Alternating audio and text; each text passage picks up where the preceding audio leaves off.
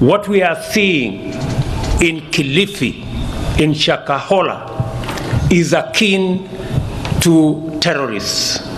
There is no difference between Mr. Mackenzie, who pretends and postures as a pastor, when in fact he is a terrible criminal.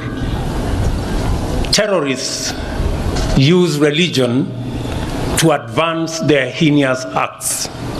People like Mr. Mackenzie are using religion to do exactly the same thing.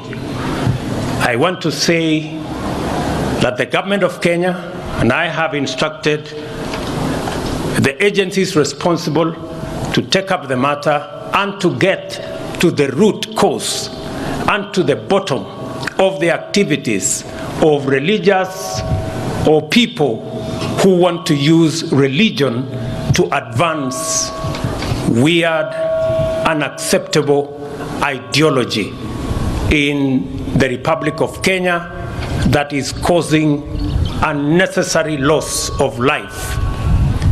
Let me also say that any religious group that preaches against the tenets of the Constitution, any religious institution that teaches against seeking medical attention or going to school, those responsible should be prosecuted. Those institutions and those religious institutions should be closed down because they are working against the collective interest of the people of Kenya.